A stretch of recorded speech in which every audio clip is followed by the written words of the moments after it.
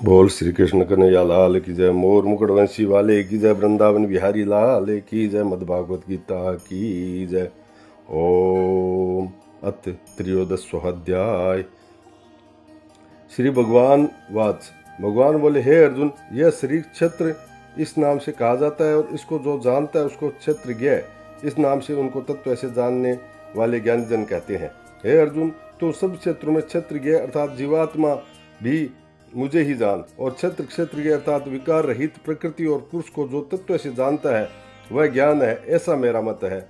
वह क्षेत्र जो जैसा है तथा जिस विकार वाला है, जिस कारण से जो वह है, तथा वह क्षेत्रज्ञ भी जो और जिस प्रभाव वाला है, वह सब संक्षेप में मुझसे सुन।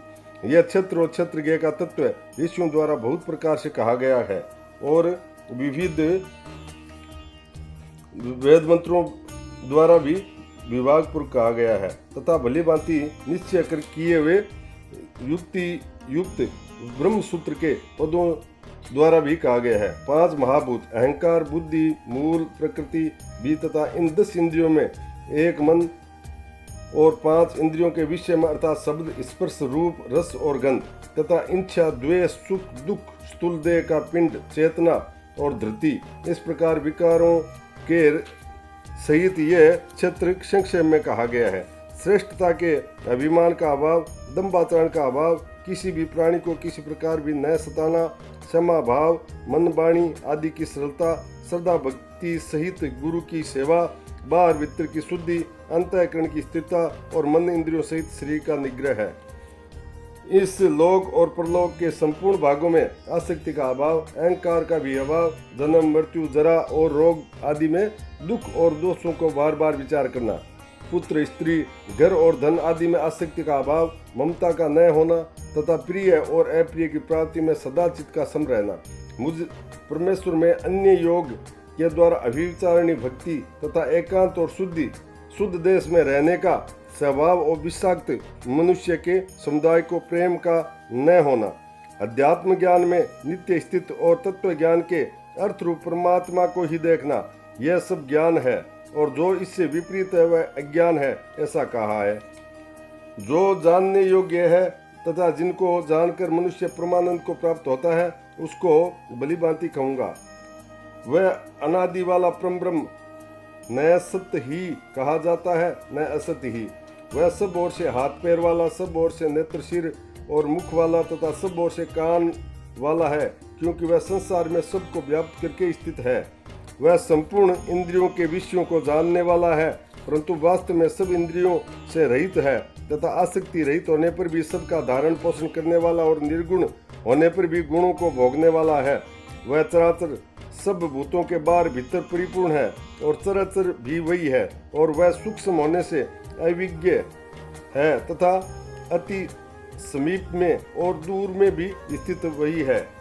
वह परमात्मा विभाग रहित एक रूप से आकाश में सदृश परिपूर्ण होने पर भी चराचर संपूर्ण भूतों में विभक्त सा स्थित प्रतीत होता है, तथा वह जानने योग्य परमात्मा विष्णु रूप से भूतों को धारण पोषण करने वाला और रुद्र रूप से संहार करने वाला तथा ब्रह्मा रूप में सबको उत्पन्न करने वाला है। वह परम ब्रह्म ज्योतियों का भी ज्योति एवं माया से अत्यंत प्रिय कहा जाता है। वह परमात्मा बोध स्वरूप जानने योग्य एवं तत्व को प्राप्त करने योग्य है और सब के हृदय में विशेष रूप से स्थित है। इस प्रकार क्षेत्र तथा ज्ञान और जानने योग्य परमात्मा का स्वरूप संक्षेप में कहा गया है। मेरा भक्त इसको तत्व से जानकर मेरे स्वरूप को प्राप्त होता है। प्रकृति और पुरुष इन दोनों को ही तू अनादि जान। राग द्वेष आदि विकारों तथा त्रिगुणात्मक संपूर्ण पदार्थों को प्रकृति से उत्पन्न जान।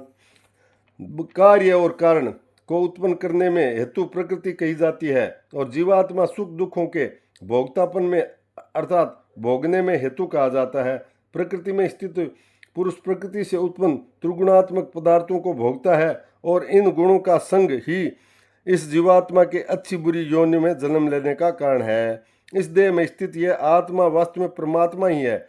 वह साक्षी होने से, उपदृष्टा और यथार्थ संपत्ति देने वाला होने से, अनुमंता सबका धारण पोषण करने वाला होने से, भर्ता जीव रूप से भोगता ब्रह्मा आदि के भी स्वामी होने से महेश्वर और शुद्ध सच्चिदानंद घन होने से परमात्मा ऐसा कहा गया है। इस प्रकार पुरुष को और गुणों के सहित प्रकृति को जो मनुष्य तत्व से जानता है वह सब ओर से कर्तव्य कर्म करता हुआ भी फिर नहीं जन्मता। उस परमात्मा को कितने ही मनुष्य तो शुद्ध हुई सूक्ष्म बुद्धि से ध्यान के द्वारा हृदय में देखते हैं, अन्य कितने ही ज्ञान योग के द्वारा और दूसरे कितने कर्म योग के द्वारा देखते हैं अर्थात प्राप्त करते हैं। परंतु इनसे दूसरे अर्थात जो मंद बुद्धि वाले पुरुष हैं वे इस प्रकार न जानते हुए दूसरों से अर्थात तत्व के जानने वाले पुरुषों से सुनकर ही तदनुसार उपासना करते हैं और वे स्वरणपरायण पुरुष भी मृत्यु रूप संसार सागर को निस्संदेह तर जाते हैं। हे अर्जुन, यावन मात्र जितने भी स्थावर जंगम प्राणी उत्पन्न होते हैं उन सबको तू छत्र और छत्र के एक सहयोग से उत्पन्न जान। जो पुरुष नष्ट होते हुए भी चराचर भूतों को परमेश्वर को नाश रहित और समभाव से स्थित देखता है वही यथार्थ देखता है, क्योंकि जो पुरुष सब में समभाव से स्थित परमेश्वर को समान देखता हुआ अपने द्वारा अपने को नष्ट नहीं करता, इससे वह परम गति को प्राप्त होता है। और जो पुरुष संपूर्ण कर्मों को सब प्रकार से प्रकृति द्वारा ही किए जाते हैं देखता है और आत्मा करता देखता है वही यथार्थ देखता है।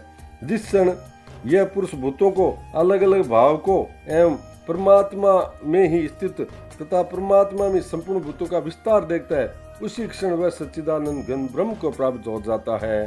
हे अर्जुन, अनादि होने से और निगुण होने से यह अविनाशी परमात्मा शरीर में स्थित होने पर भी वास्तव में न तो कुछ करता है न लिप्त ही होता है।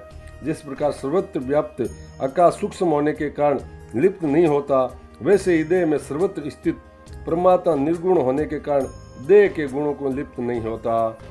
हे अर्जुन, जिस प्रकार एक ही सूर्य संपूर्ण ब्रह्मांड को प्रकाशित करता है उसी प्रकार आत्मा संपूर्ण क्षेत्र को प्रकाशित करता है। इस प्रकार क्षेत्र और क्षेत्रज्ञ के भेद को तथा कार्य सहित प्रकृति से मुक्ति होने को जो पुरुष ज्ञान नेत्रों द्वारा तत्व से जानते हैं वे महात्मजन परम ब्रह्म परमात्मा को प्राप्त होते हैं। बोल श्री कृष्णचंद्र भगवान की जय। हरि ओम भगवते वासुदेवाय नमः। हरि ओम भगवते वासुदेवाय नमः। वासुदेवाय नमः। वासुदेवाय नमः। वासुदेवाय नमः। वासुदेवाय नमः। हरि ओम भगवते वासुदेवाय नमः। ओम तत्सदिति श्रीमद् भागवत गीता सिद्ध ब्रह्म विद्या योग शास्त्र कृष्ण अर्जुन संवादे क्षेत्र के विभाग योगो नाम त्रयोदश अध्याय।